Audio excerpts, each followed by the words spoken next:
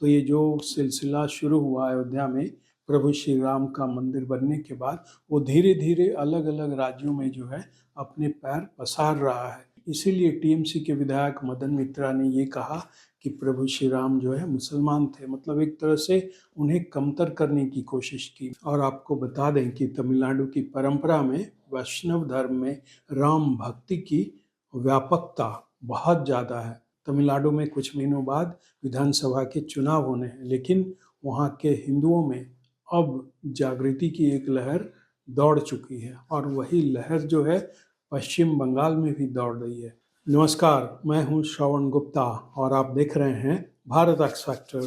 प्रभु श्री राम देश में अब बदलाव के, पुनर्जागरण के, नव जागरण के बल्कि प्रतीक बन गए हैं। वो कैसे, मैं अब बताता हूँ। अभी जो ये जज हैं, जस्टिस जीआर स्वामीनाथन, जिनकी बड़ी अभी चर्चा है, वो थिरुपरन कुंद्रम में जो दिए जलाने का मामला है उसे लेकर, तो उन्होंने जो है अभी 27 दिसंबर को एक समारोह में उन्होंने जो है ये बात कही कि हमें जो है दिए जलाने का मौका मिलेगा, एक शुभ दिन आएगा।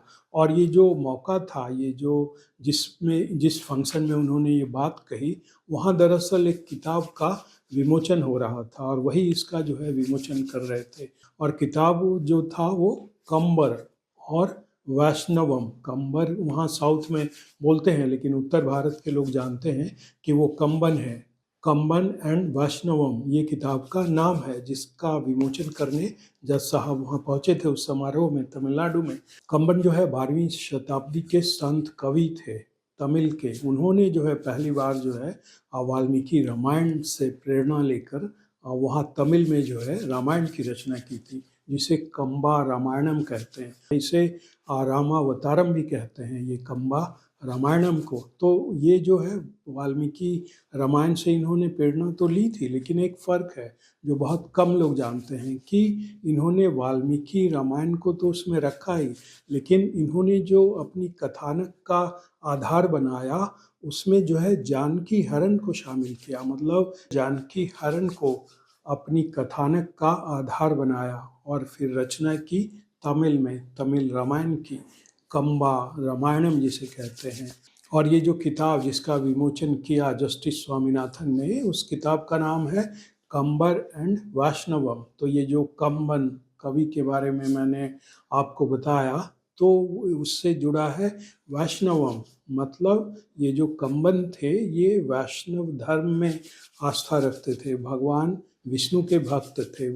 और ये माना जाता है कि भगवान श्री राम जो हैं भगवान विष्णु के अवतार हैं। और अगर आप तमिलनाडु में देखें तो तमिलनाडु में भगवान श्री राम की पूजा की परंपरा रही है। तो ये जो किताब है दरअसल ये उसी परंपरा की ओर लौटने का एक प्रयास है। और आपको बता दें कि तमिलनाडु की परंपरा में, वैष्णव धर्म में राम भक्ति की व्यापकता बहुत ज़्यादा है।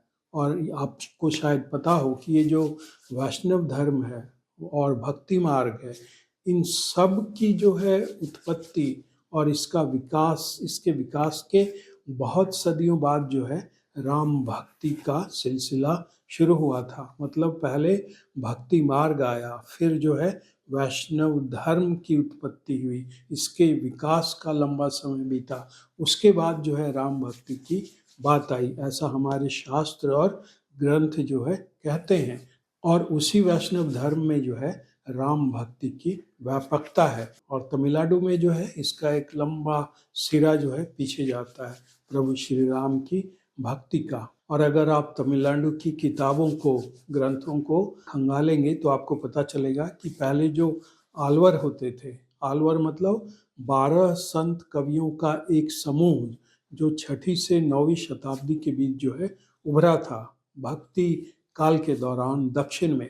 तो ये जो आलवर होते थे, उनकी रचनाओं में भी जो है भगवान श्री राम का जिक्र होता था। मोटे तौर पर तो वो कृष्ण भक्त थे, ये जो आलवर थे, और भगवान श्री कृष्ण की जो है उपासना करते थे, और उनकी रचनाओं में भगवान श्री कृष्ण का ज़्यादा जिक्र मिलता है। लेकिन और पीछे जाएं 9वीं शताब्दी में तो कुल शेखर नाम के एक हुए थे रचनाकार, जिन्होंने अपनी रचनाओं में भगवान श्री राम का जो प्रौढ़ रूप है उससे जुड़े पद मिलते हैं उनकी भक्ति के पद मिलते हैं। तो तमिलनाडु में ये प्रभु श्री राम की जो पूजा की, आराधना की जो है परंपरा बहुत पुरानी है और उसमें जो है वैष्णव धर्म समाया हुआ है और उसी से जुड़ा ये किताब है कंबर एंड वैष्णवम, जिसका उद्घाटन जो है जस्टिस जी स्वामीनाथन ने 27 तारीख को किया है और उसके साथ ये कहा कि हमें जो है जल्द ही दिए जलाने का मौका मिलेगा, पवित्र दिए जलाने का वो शुभ दिन जो है आएगा। तो आप इसे जो है समझिए। तो ये जो सिलसिला शुरू हुआ अयोध्या में प्रभु श्री राम का मंदिर बनने के बाद, वो धीरे धीरे अलग अलग राज्यों में जो है अपने पैर पसार रहा है। क्योंकि आपने देखा तमिलनाडु में कैसे जो है जस्टिस जी स्वामीनाथन के माध्यम से जो है हिंदुओं में जागृति आई है और ये जो किताब जिसका मैं जिक्र कर रहा हूँ ये उसी की ओर जाता एक कदम है। और तमिलनाडु में जो है 26 में चुनाव होने हैं विधानसभा के और आपको पता है कि डीएमके जो पार्टी है स्टालिन की, वो कैसे सनातनियों के खिलाफ खड़ी है। और अब आप आइए पश्चिम बंगाल। पश्चिम बंगाल में भी आपको ध्यान होगा वहाँ के जो एक नेता हैं टीएमसी के मदन मित्रा, उन्होंने अभी कुछ दिनों पहले कहा था कि जो भगवान श्री राम थे वो मुसलमान थे।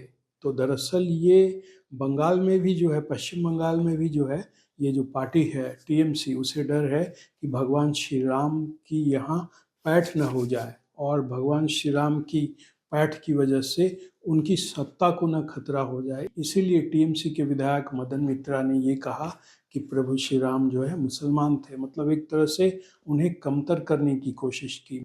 जबकि इसी बंगाल में 15वीं शताब्दी में कृत्तिवास ने जो है बंगाली में जो है रचना की है रामायण की, और ये छंद जो है प्यार में लिखे गए हैं। मतलब ये जो बंगाली में रामायण की रचना हुई है कृत्तिवास द्वारा 15 शताब्दी में, उसके जो छंद हैं वो प्यार शैली के हैं।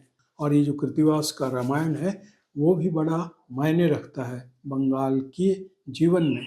तमिलनाडु में कुछ महीनों बाद विधानसभा के चुनाव होने हैं, लेकिन वहाँ के हिंदुओं में अब जागृति की एक लहर दौड़ चुकी है और वही लहर जो है पश्चिम बंगाल में भी दौड़ रही है, प्रभु श्री राम की लहर।